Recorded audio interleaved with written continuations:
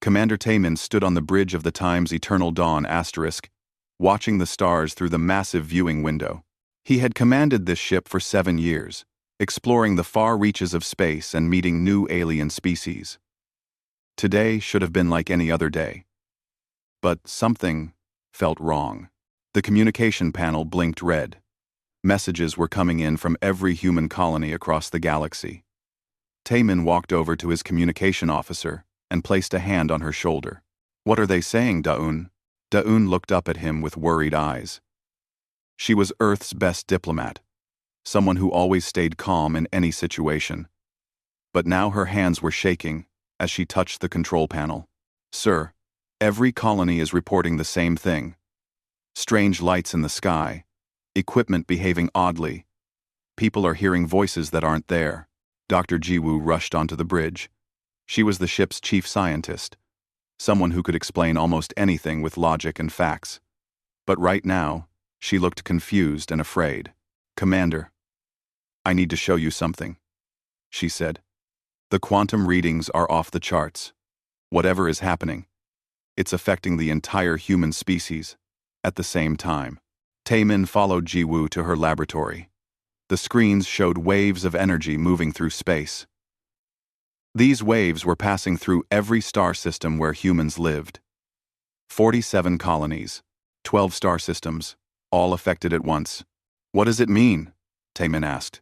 "I don't know," Jiwoo admitted. "But these energy patterns, they're not natural. Someone or something is doing this deliberately." Jiwoo admitted, or apps, Jiwoo. Back on Earth, Admiral Hyunwoo stood in the command center, watching reports flood in from across human space. He was the highest-ranking military officer in humanity, a man who had fought in 3 wars and never lost a battle. But this was something he couldn't fight. There was no enemy to shoot at, no fleet to defend against. "Sir, we've lost contact with the Mars colony," one officer reported. "Jupiter Station is offline," another said. "New Shanghai colony just went dark." The reports kept coming. One by one, every human settlement was disappearing from the communication network. Hyunwoo tried to stay calm, but fear crept into his heart. In his 40 years of service, he had never seen anything like this. On the Time's Eternal Dawn *, something strange began happening to the crew. Taemin felt it first. A voice in his mind, speaking in a language he didn't know but somehow understood. The voice was calling him, calling all of humanity. He looked around the bridge. Every crew member stood frozen, their eyes distant. They were all hearing it too. "Commander," Jiwoo said softly, "I know what this is now. It's an invitation." "An invitation?" Taemin asked. "I'm not sure, but it's showing me things. Possibilities. I see humanity evolving, becoming something greater. But we have to leave everything behind. We have to go now. Thank you for watching, and if you're next time, today apart." Taemin felt the same visions in his mind. He saw humanity scattered across the galaxy, weak and fragile compared to other species. The Vrethian Empire, with their massive warships, the Kelthara Collective with their billions of soldiers, the Nomarii Syndicate with their energy manipulation powers. Humans were the youngest species in the galaxy, and they would not survive the wars that were coming. But the voice offered a different path, a place where humanity could grow strong, where they could evolve and change, where they could become powerful enough to protect themselves and others. But the price was steep.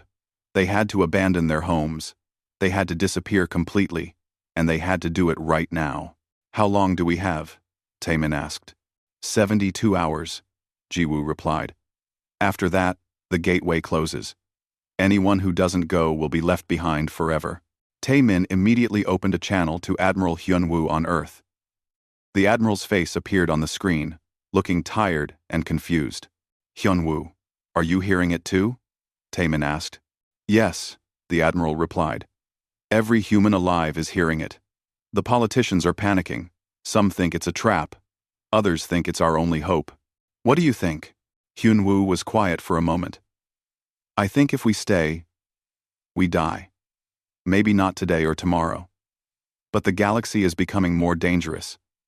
The Vrithians are expanding their empire. The Kelthara are consuming every world they touch. We're caught in the middle. And we're not strong enough to defend ourselves. So we run? Taemin asked. No, Hyunwoo said firmly. We make a strategic retreat. We leave now, grow stronger, and return when we can actually make a difference. The decision was made. Across the galaxy, humanity prepared to leave. On Earth, people gathered their most precious belongings. Photos, books, small items that reminded them of home, but everything else had to stay behind. The voice made it clear. Only people could pass through the gateway. No ships, no weapons, no technology. Da-un spent those final hours sending messages to the other species in the Galactic Coalition. She told the Vrithians that humanity was leaving, but would return someday.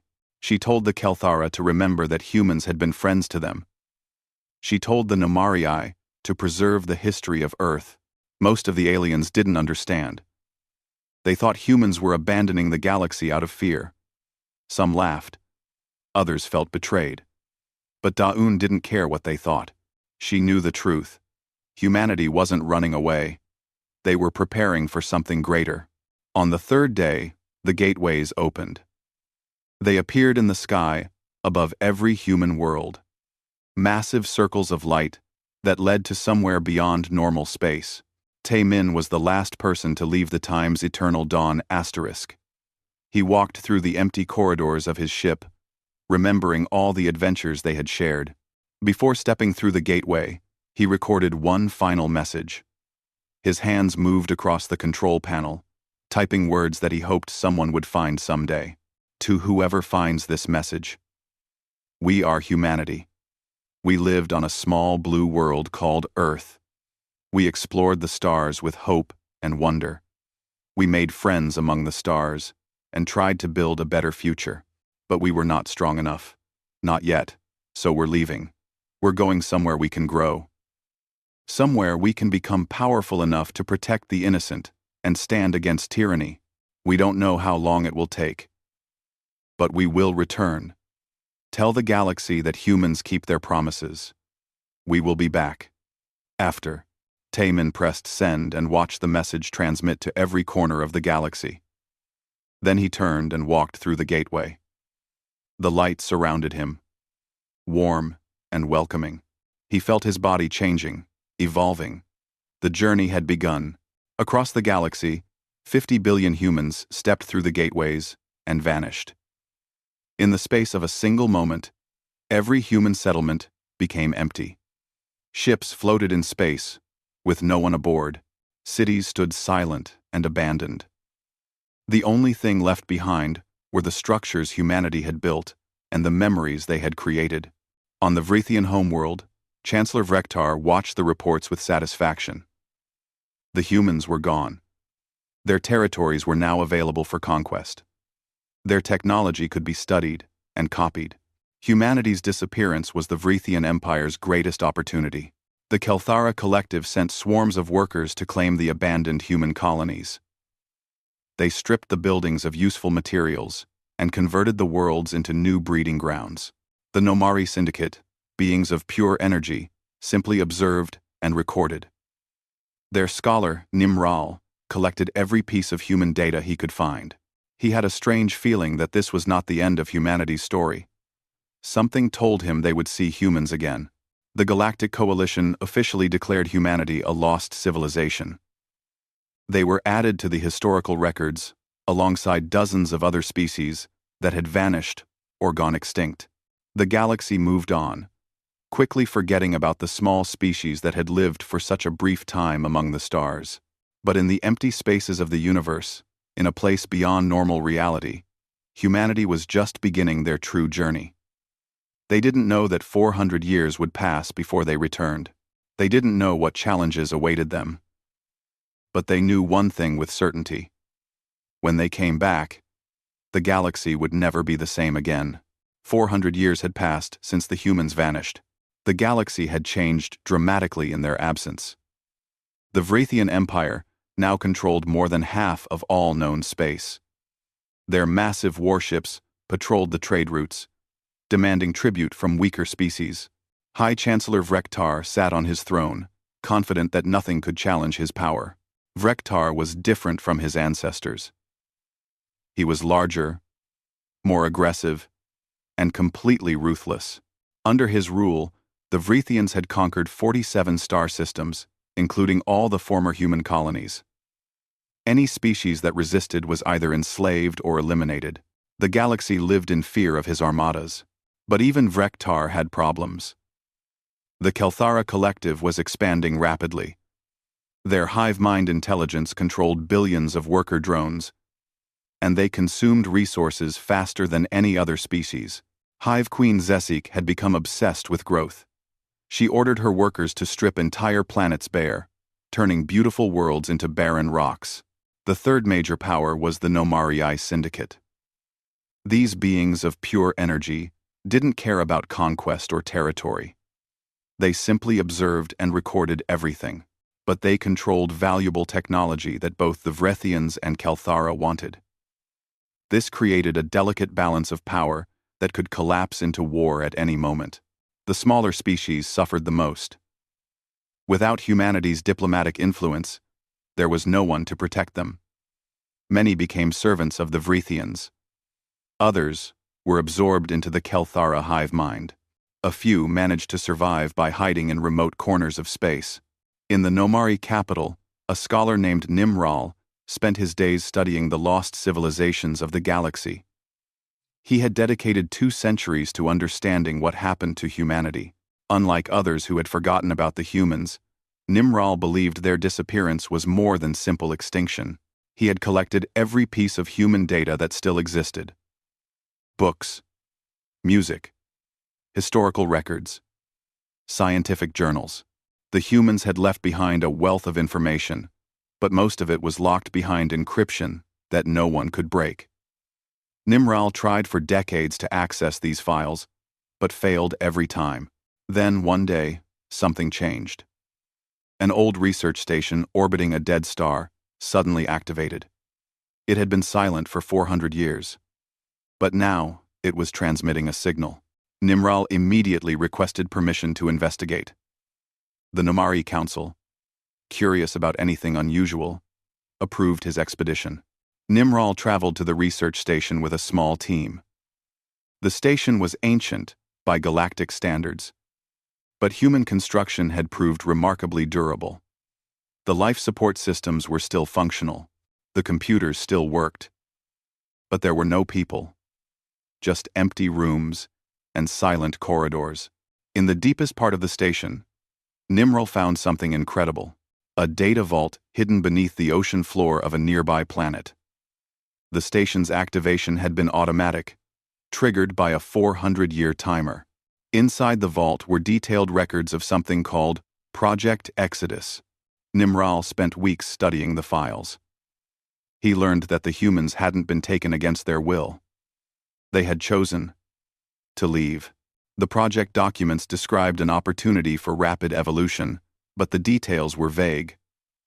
What shocked Nimral most were the coordinates included in the files. They pointed to a region of space beyond the galactic rim, a place where no species had ever explored. He also found something disturbing. References to a coming threat.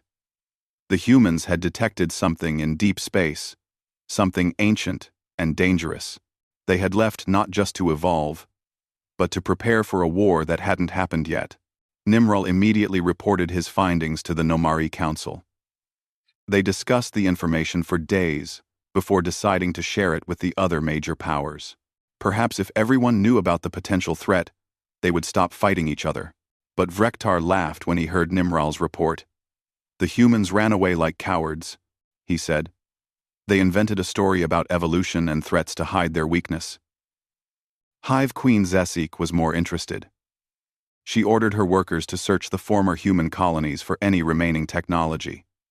If the humans had been preparing for war, their weapons might be valuable. But after thorough searching, the Kelthara found nothing useful. The humans had either taken their best technology or destroyed it. Only Nimral remained convinced that humanity would return. He continued studying their culture, learning their languages, and analyzing their behavior patterns. The more he learned, the more impressed he became. Humans had been remarkably adaptable. They formed strong emotional bonds. They valued concepts like honor, courage, and sacrifice. These weren't the traits of a species that would simply run away. Meanwhile, the galaxy continued its slow decline. Without human innovation, technological progress had stalled. The Vrethians relied on brute force rather than developing new solutions. The Kelthara expanded mindlessly without considering the long-term consequences. The Namari observed, but refused to share their knowledge. Border wars became constant.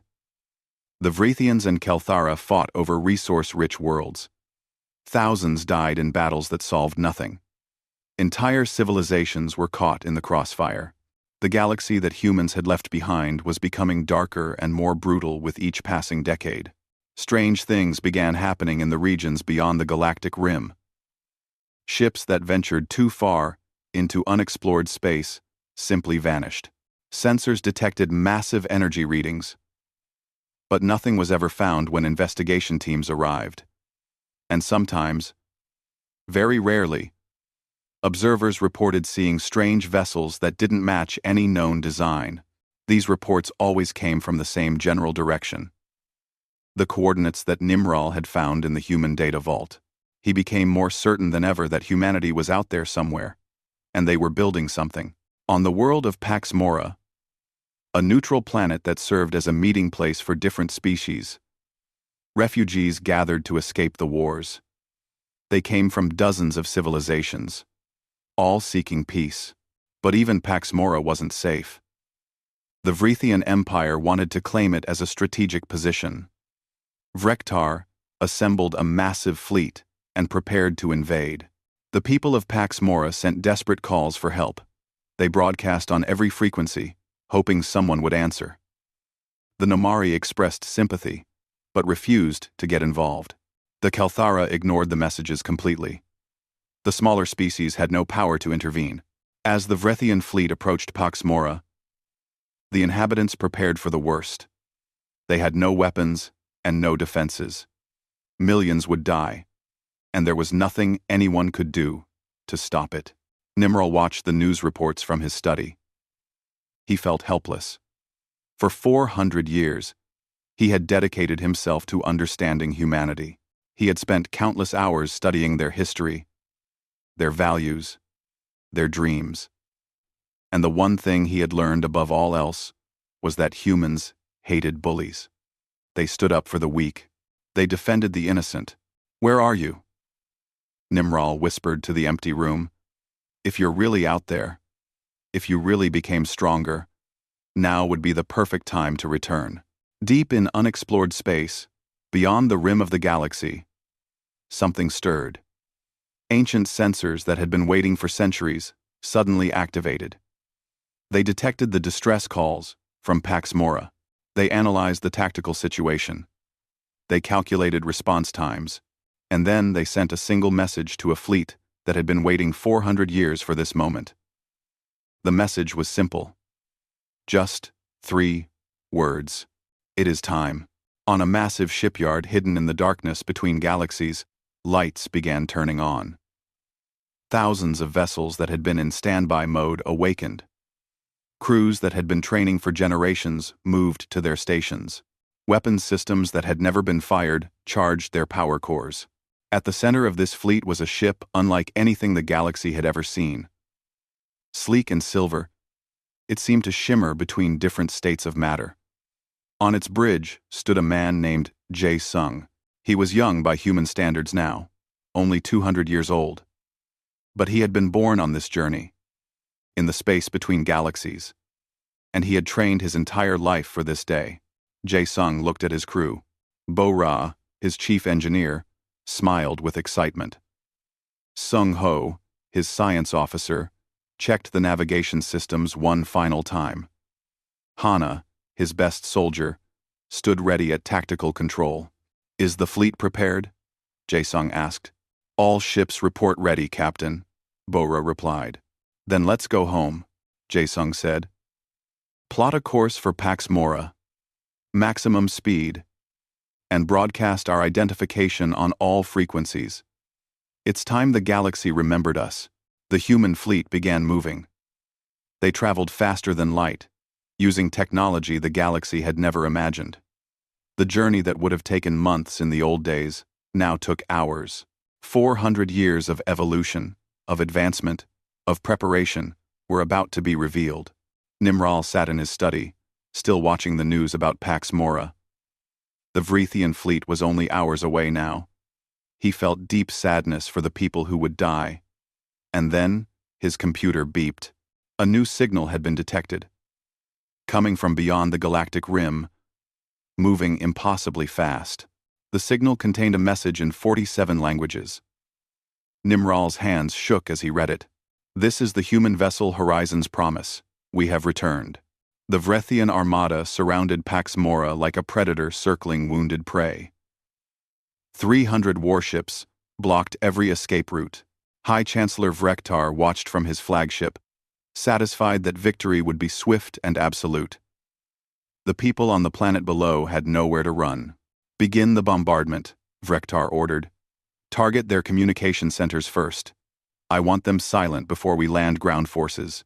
His weapons officer raised his claw to activate the firing sequence.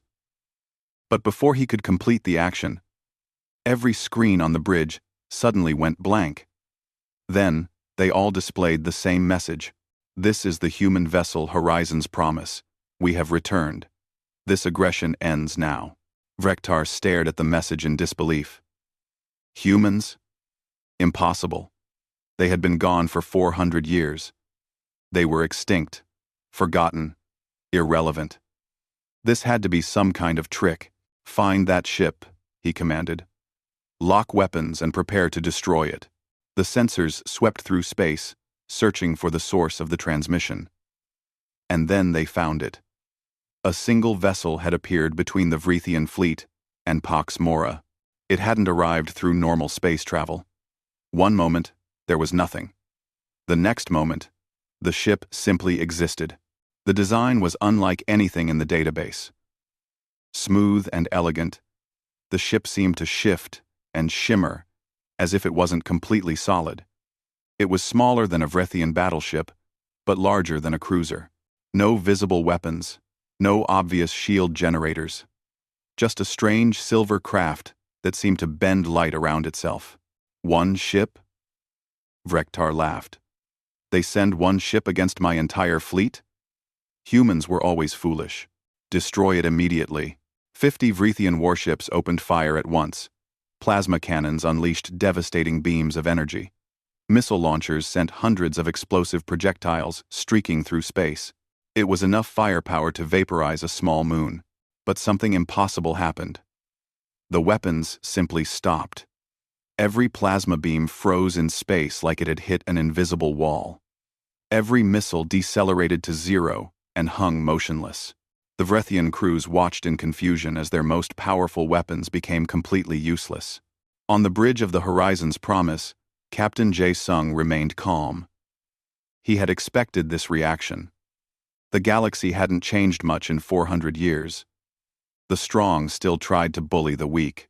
But today, that pattern would break. Bora, activate the temporal displacement field, he said quietly. His chief engineer touched her control panel. Around the human ship, space itself began to twist. Time moved differently near the vessel, creating a bubble where the normal laws of physics bent to human will. Any weapon that entered this field slowed to a crawl, becoming harmless. Sung-ho, scan their fleet. Are there any civilian vessels or inhabited ships?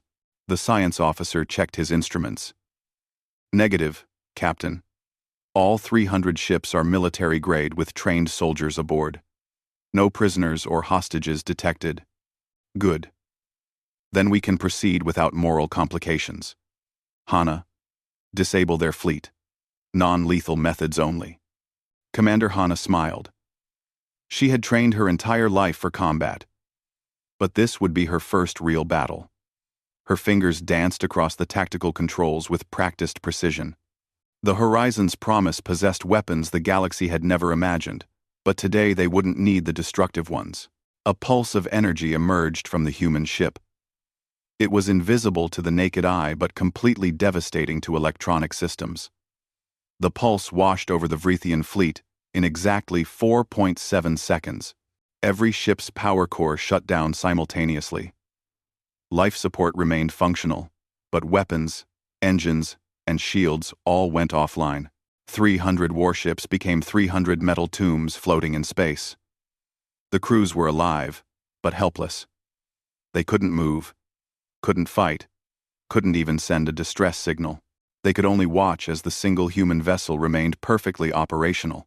Vrektar stood on his darkened bridge, illuminated only by emergency lights. His massive frame shook with rage and fear. Fear was an emotion he hadn't experienced in decades. The humans had returned, and they were nothing like the species he remembered. Jae-sung opened a communication channel that bypassed the disabled Vrithian systems. His face appeared on every screen in every ship. He looked young, perhaps 30 years old by galactic standards, but his eyes held the wisdom of someone far older. I am Captain Jae-sung of the human ascendancy. 400 years ago, our ancestors left this galaxy. We left because we saw the path you were taking. Endless war, mindless conquest, suffering and death with no purpose. We could not stop you then. We were too weak, so we went away to grow stronger. Node. Vrektar tried to respond, but his communication systems wouldn't activate. He could only listen.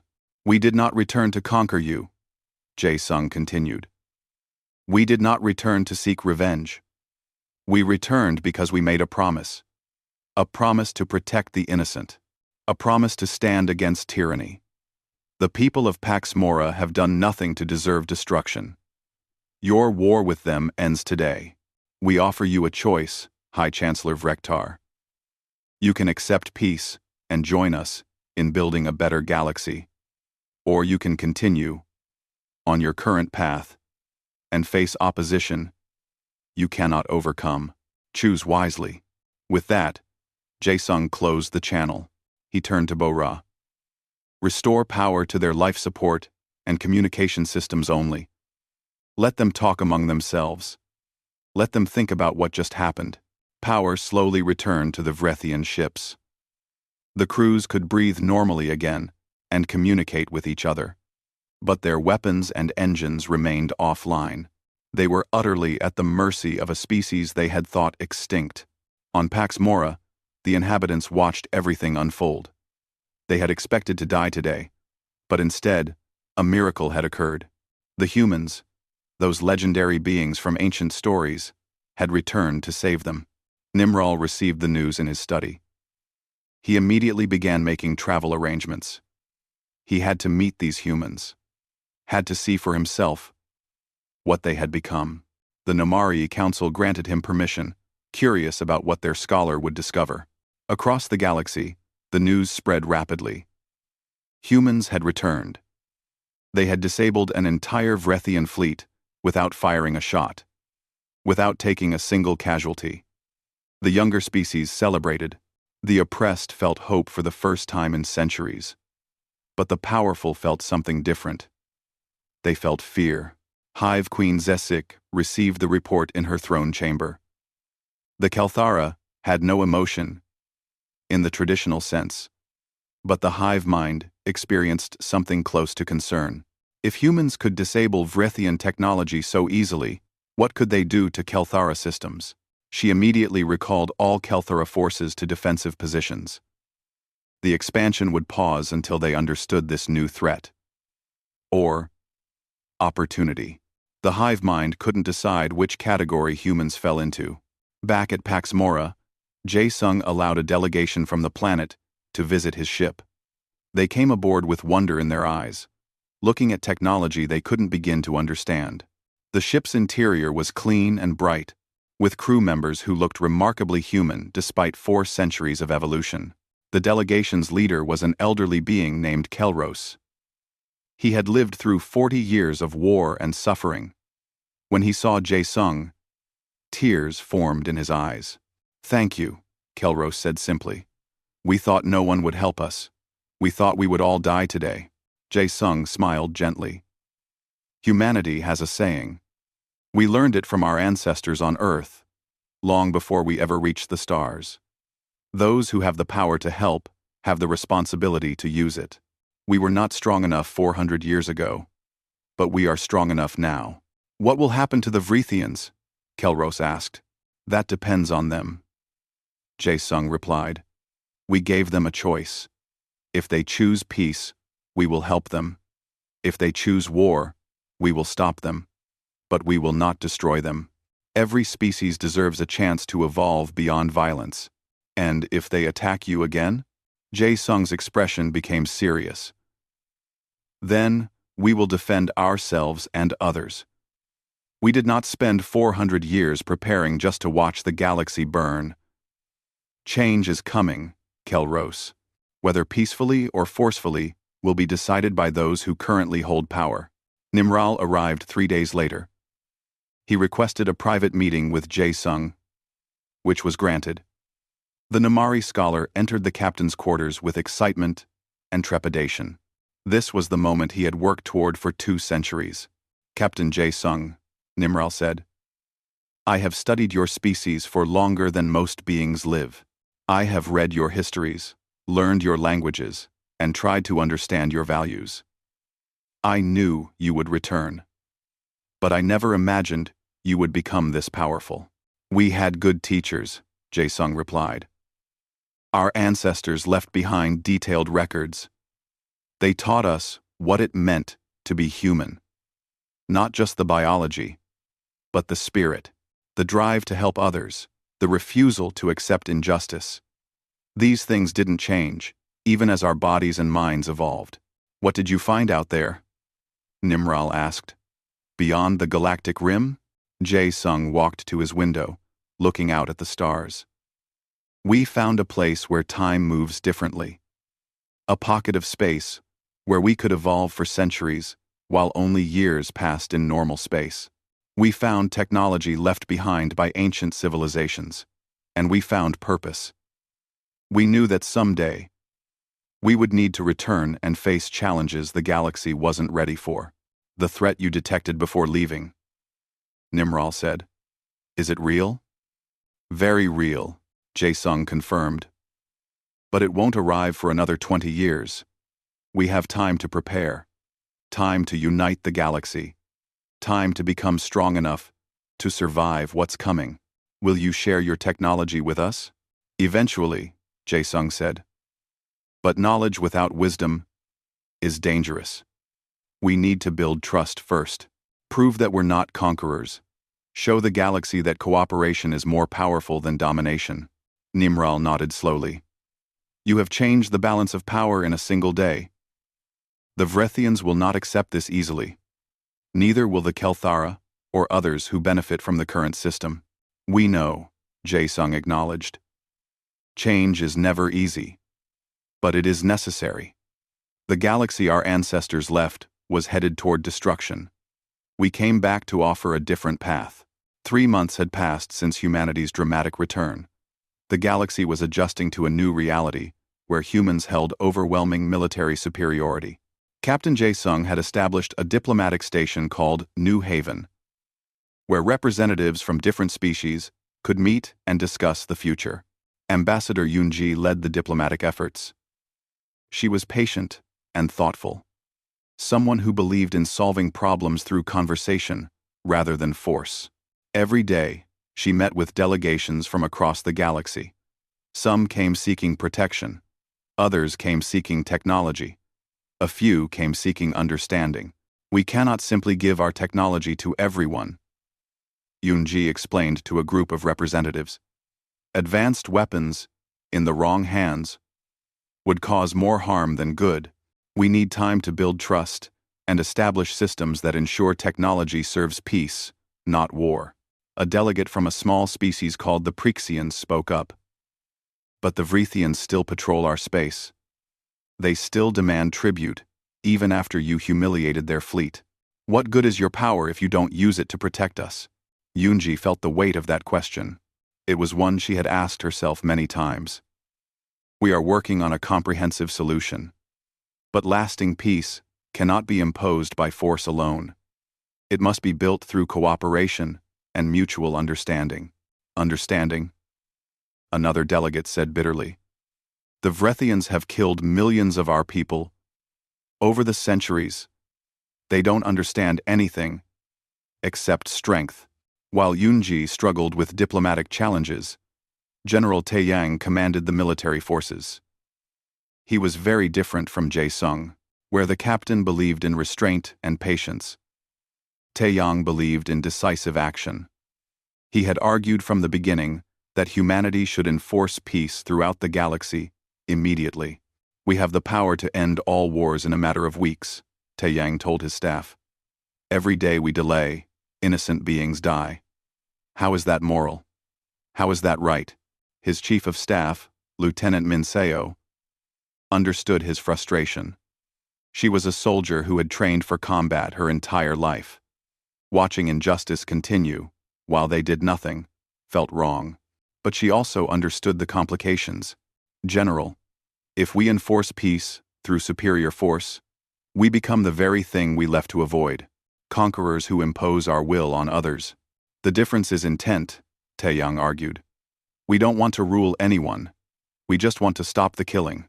On the Vrethian homeworld, High Chancellor Vrektar faced a different problem. His authority was crumbling. The humiliation at Pax Mora had weakened his position. Many younger Vrethians questioned why they should follow a leader who had been so easily defeated. But Vrektar was cunning. He couldn't fight humans directly, so he formed a secret alliance with Hive Queen Zesik. The Kelthara were worried about human expansion too. Together, they planned a coordinated strike against New Haven. If they could destroy the human diplomatic station, it would send a message that humanity wasn't invincible. We must attack quickly, Vrektar told Zesik through secure communication. Before more species ally with the humans. Before their influence spreads further. Zesik agreed. The hive mind calculated that humans had perhaps 30 vessels in their fleet. The combined Vrethian Kelthara force numbered 2,000 ships. Surely even advanced technology couldn't overcome such numerical superiority. They struck without warning. 2,000 warships emerged from faster-than-light travel directly around New Haven. The human defensive fleet of exactly 30 ships immediately formed a protective formation around the station. Yunji was in the middle of a diplomatic meeting when the alarm sounded. She quickly evacuated the delegates to safety, while the human ships prepared for battle. She immediately tried to contact Jae-sung, who was leading the defense. Captain, you must try to communicate with them first. There has to be a way to avoid bloodshed. I'm trying, Jae-sung replied. But they're not responding to any hails. They came here to fight. The enemy fleet opened fire with everything they had. Thousands of weapons discharged simultaneously, creating a storm of destruction. But the human ships simply weren't where the weapons were aimed. They moved through space in ways that defied conventional physics, appearing and disappearing, existing in multiple locations at once. The humans had developed quantum displacement technology. Their ships existed in a state of probability, rather than fixed position. Enemy weapons couldn't hit targets that weren't fully present in normal space. But the human response was devastating. They had held back at Pax Mora, using only non-lethal methods. But this was different. This was a direct attack on a diplomatic station, with civilians inside. Jae-sung gave the order to use lethal force. Human weapons manipulated gravity itself. They created miniature black holes that swallowed enemy ships. They fired beams that aged matter rapidly, turning hull plating to dust in seconds. They unleashed temporal weapons that froze enemy vessels in time loops. The battle lasted 18 minutes. When it ended, 1,500 enemy ships were destroyed. 500 more were heavily damaged and retreating. The human fleet had taken 0 casualties. Not one ship damaged. Not one crew member injured. But Jae-sung felt sick as he watched the casualty reports. 40 million aliens had died in those 18 minutes. Soldiers, yes, but still living beings, with families and dreams. The victory felt hollow. General Taeyang saw the situation differently. The attackers were retreating toward their home systems. If humanity let them escape, they would rebuild and attack again. He made a decision that would change everything. Without authorization, Taeyang took a squadron of ships and pursued the fleeing Vrithian forces. He followed them all the way to their homeworld and destroyed their entire defensive fleet. Then he positioned his weapons to target the planet below. This is General Taeyang of the human ascendancy. Your attack on New Haven was an act of war. Your fleet is destroyed. Your planet is at our mercy. You will surrender unconditionally and accept human authority, or we will demonstrate what our weapons can do to planetary surfaces. Vrektar, watching from the planet below, felt terror for the second time in his life. The first had been at Pax Mora. But this was worse. Human weapons were aimed at his homeworld. Billions of Vrithians could die. He had no choice. He transmitted his unconditional surrender. When Jae-sung learned what Taeyang had done, he was furious. He immediately recalled the general and called an emergency meeting. Yoon-ji was there too. Equally angry. You acted without orders, Jae-sung said coldly. You threatened genocide. You became exactly what we promised the galaxy we would never be. I ended the war, Taeyang replied defiantly. How many more would have died if we let them rebuild? How many more attacks would we have faced? That wasn't your decision to make, Yoon-ji said. We have laws. We have principles. You violated both. Your principles allow innocents to die while we debate philosophy, Taeyang shot back. I'm a soldier. My job is to protect humanity and its allies. I did that. The argument revealed a deep split in human society. Many agreed with Taeyang. They believed that superior power gave humanity the responsibility to enforce peace throughout the galaxy. Others sided with Jae-sung and Yoon-ji, believing that such enforcement would make them tyrants no better than the Vrethians. Jae-sung relieved Taeyang of command, but the damage was done. The galaxy had seen human weapons used at full power. They had seen what humans could do when truly threatened. And they were terrified. Nimral watched these events unfold with sadness. He understood both perspectives. Taeyang's actions had indeed ended the immediate threat, but they had also created fear and resentment across the galaxy. Something unexpected happened next. A young Vrithian diplomat named Sulket requested a meeting with Yoon-ji. Sulket represented a growing movement of younger aliens who were tired of endless war. Ambassador, we don't want the old ways anymore, Sulket explained. Vrektar's generation built our empire on conquest and fear. But what did it get us? Centuries of bloodshed. Millions of deaths. And now we face an enemy we cannot defeat. Perhaps it's time to try something different. This conversation gave Yoon-ji hope. She began meeting secretly with moderate leaders from various species. Not everyone supported the old system of constant warfare. Many wanted peace, but had been too afraid to speak up. With Nimral's help, Yoon-ji organized a coalition of smaller species and progressive members of the major powers. They sent a joint message to humanity asking for protection and cooperation, not domination. The message reached human leadership at a crucial moment. Jae-sung and Yoon-ji were arguing about humanity's future role in the galaxy. Should they step back and let events unfold naturally? Or should they actively shape the future? The message from Sulket and the coalition provided an answer. There were aliens willing to work with humanity as equals, not subjects. This was the path forward. We'll accept their proposal, Jae-sung decided. But we need guarantees, treaties with enforcement mechanisms, systems that prevent abuse of power. And we need to share some of our technology so they can defend themselves. Researcher Insu was placed in charge of the technology sharing program. He was careful and methodical, ensuring that only appropriate technology reached the right hands. Defensive systems, yes, Weapons of mass destruction? No. Over the following weeks, a new vision for the galaxy began to take shape. Not human domination, but cooperation between equals. Many species joined the coalition. Even some Vrethians, led by Sulket, forced Vrektar from power and established a new government. But not everyone was happy. There were species and factions that rejected human involvement entirely.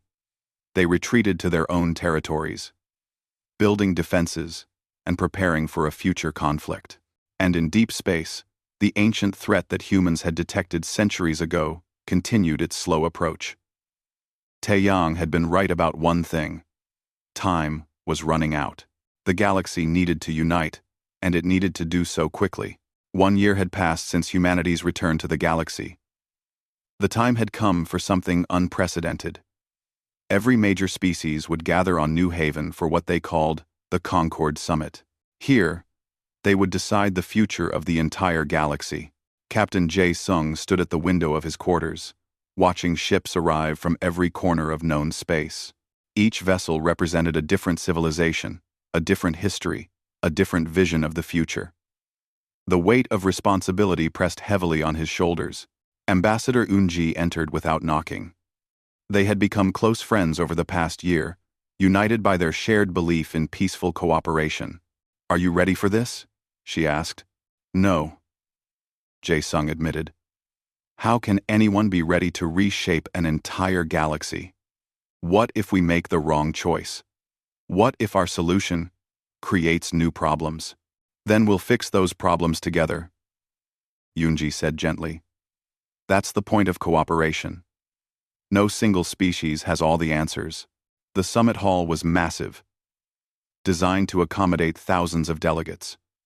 Nimral had helped organize the seating arrangements, ensuring that traditional enemies weren't placed too close together.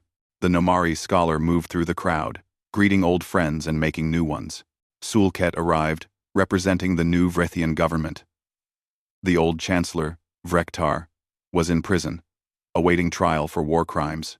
Sulket was young and idealistic, believing that Vrethians could become something better than their violent past. Hive Queen Zesik attended personally, something she had never done before.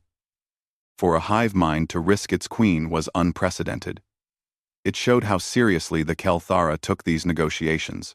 Dozens of smaller species sent representatives too. They were tired of being pawns in other species' wars. They wanted a voice in galactic governance. Eunji opened the summit with a simple statement. "We are here because the old ways have failed.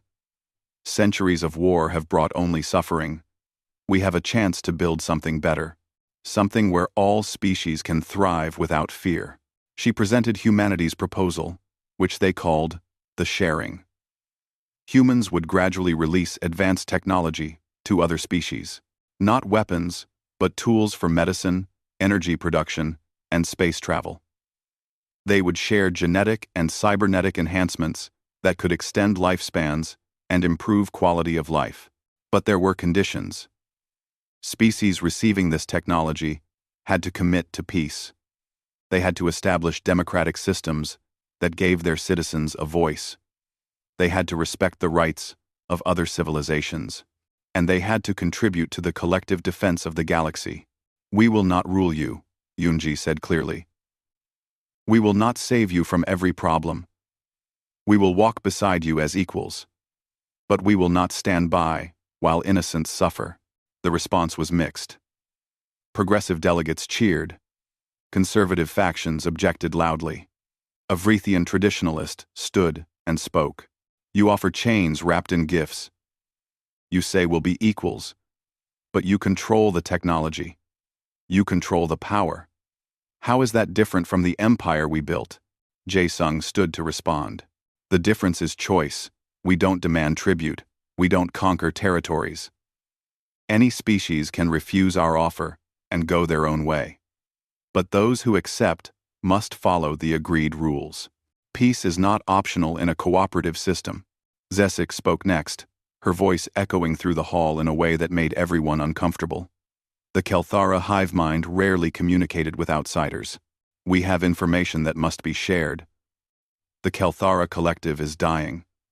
Our rapid expansion was not ambition, but desperation. Our genetic structure is breaking down. Within 50 years, we will cease to exist unless we find a solution. The hall fell silent. This was news that shocked everyone. The mighty Kelthara, who seemed unstoppable, were actually facing extinction. We need human help, Zesik continued. We need your genetic technology. And we are willing to accept your terms to receive it. This changed everything. If the Kelthara accepted, too, the sharing, it would legitimize the entire program. Other species would follow. But before the negotiations could continue, Lieutenant Min Seo entered the hall urgently. She went straight to Jae Sung and whispered in his ear. His face went pale. We need to pause the summit, Jae Sung announced. Something has been discovered that affects all of us. Something we cannot ignore. He explained what Min Seo had found. Deep space sensors had detected a massive fleet approaching the galaxy. These weren't ships from any known species. They were ancient machines, artificial intelligence that had been traveling through space for millions of years. Dr. Sung Ho presented the data. We estimate they'll reach the outer systems in 20 years. Based on historical records we've uncovered, these machines consume everything in their path. They destroyed dozens of civilizations before the current species evolved. This is the threat we detected 400 years ago, Jae Sung said. This is why we left. We needed time to prepare for an enemy that could destroy the entire galaxy. Nimral studied the data carefully. These machines were mentioned in ancient texts I've studied. Previous civilizations called them the endless hunger. They're not evil or cruel. They simply consume all matter to fuel their expansion. They've been doing it for so long that it's just their nature. Sulket stood and spoke with determination. Then we have a common enemy. All our petty wars, all our territorial disputes, they mean nothing compared to this threat. We must unite, or we will all perish. Even the conservative delegates couldn't argue with that logic. The ancient machines didn't care about politics or borders. They would consume everyone equally. The summit's tone changed completely. Instead of arguing about power sharing, they discussed survival strategies. Dr. Sung Ho proposed an emergency enhancement program. Humans would share military technology immediately. Other species would receive genetic and cybernetic upgrades that would make them more effective soldiers. It will take 20 years to prepare, Sung Ho explained.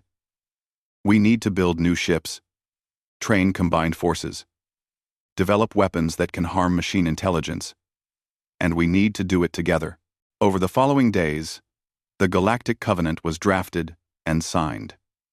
It created a unified government with representatives from all major species. Humans held no special authority in the structure, though everyone knew they provided the most advanced technology. Former enemies worked side by side in shipyards and training facilities. Vrithians learned to fight alongside Kelthara. Nomarii shared their energy manipulation knowledge. Smaller species contributed resources and personnel. Insu led the technology sharing program, carefully balancing speed with safety. Billions of aliens received genetic enhancements that extended their lives and improved their abilities. Soldiers from every species trained together, learning to use human weapons and tactics. The transformation was remarkable. Species that had fought for centuries became brothers and sisters in arms. The threat of extinction created bonds that diplomacy alone could never achieve. Jae Sung was promoted to admiral and given command of the United Fleet. It numbered 50,000 ships now, combining human vessels with upgraded alien designs. Bo-Ra worked around the clock in the shipyards, helping alien engineers understand human technology. Min Seo became a general, commanding the first mixed-species special forces unit. She trained soldiers from 20 different civilizations to work as a single team. It wasn't easy, but gradually they learned to trust each other. Yoonji was elected the first chancellor of the Galactic Covenant. She worked tirelessly to ensure that all species had a voice in decision-making. The government wasn't perfect, but it was more fair than anything the galaxy had known before. 20 years passed in preparation. When the ancient machines finally entered the galaxy, they encountered something they had never faced before. A united civilization ready to defend itself. The machines sent their first wave toward the outer colonies, 10,000 vessels, each larger than a city. They had destroyed countless civilizations with such forces. But this time was different. Admiral J. Sung commanded a defense fleet of 50,000 ships crewed by dozens of species. They met the machines at the edge of the galaxy in a battle that would determine the future of all organic life. The fighting was brutal and lasted 3 weeks. The machines were powerful, their weapons devastating. They destroyed thousands of Allied ships. Millions of soldiers died, including both humans and aliens. But the united forces held. Human technology gave them an edge. But it was the courage and determination of all species that made the difference. Vrethian soldiers fought with honor. Kelthara drones showed tactical brilliance. Nomarii energy attacks disabled machine systems. When the battle finally ended, the machine fleet was destroyed. The ancient threat that had terrified civilizations for millions of years had been stopped, not by one species, but by many working together. In the aftermath, Admiral J. Sung stood on the bridge of his flagship, now damaged and scarred from battle. He thought about the journey humanity had taken, from the small species that left 400 years ago to the people they had become.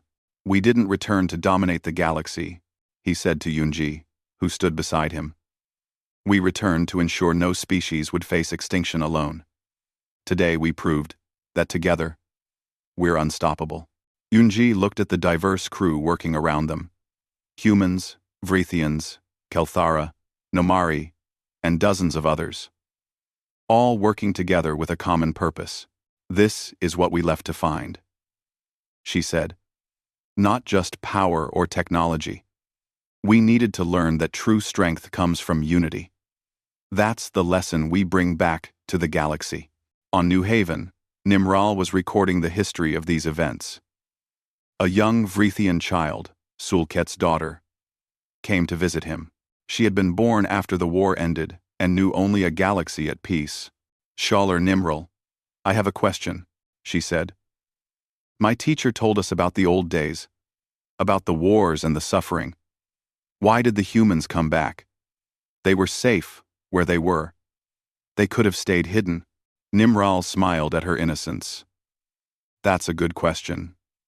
The humans came back because they understood something important. They could have remained safe and powerful in isolation. But isolation isn't strength. It's just loneliness." "I don't understand," the child said. "Humans remembered what it means to be part of something larger than yourself. They had technology that could destroy planets, power that could conquer the galaxy. But they chose something harder.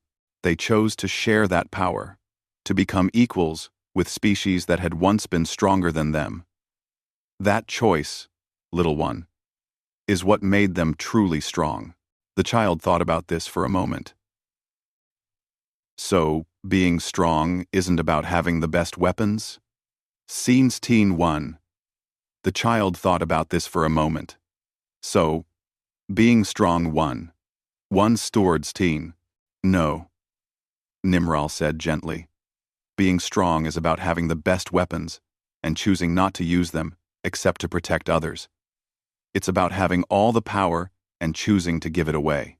That's what the humans taught us, and that's why we survived when the machines came. The galaxy had changed forever. The old empires built on conquest were gone. In their place was something new. A civilization of different species working together, not because they had to, but because they chose to. Humanity had returned stronger than anyone expected. But their true strength wasn't in their weapons or technology. It was in their choice to use that power to lift others up rather than hold them down. That choice made all the difference."